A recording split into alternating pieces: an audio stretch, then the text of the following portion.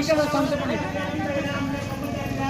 गावाचं काम करावं लागतं. महाराष्ट्राची कुठली योजना आली तर कुठलाही कार्यक्रम असेल त्या गावातला तर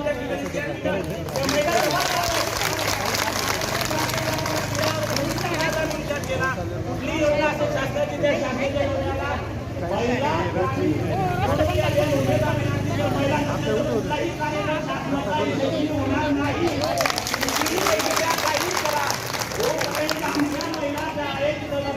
आज हे आमच्या उमेद महाराष्ट्र राज्य कर्मचारी संघटनेच्या आणि कॅडेट संघटनेच्या ज्या काही महिला आलेल्या आहेत त्या आपल्या स्वतःच्या स्वरक्षणाने स्वतःच्या हक्कासाठी म्हणण्यापेक्षा आमच्या ज्या गावामध्ये काम करतो आलेले गट आहेत एका गावामध्ये इकडे आमच्याकडे 30 गट आहेत 50 गट आहे आमची इतकी काही काम करत असते.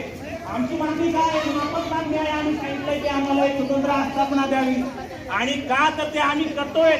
कुठल्याही कर्मचाऱ्यापेक्षा बघा आमचा कंत्राटी कर्मचारी असेल आम्हाला कुणाला भेदभाव करायचा नाही. परमनंट कर्मचारी आमचा कंत्राटी कर्मचारी असेल आणि परमनंट कर्मचारी असेल त्यांचं तुम्ही काम करा आणि आमच्या ऑफिस येऊन बघायचं सकाळी जर आमच्या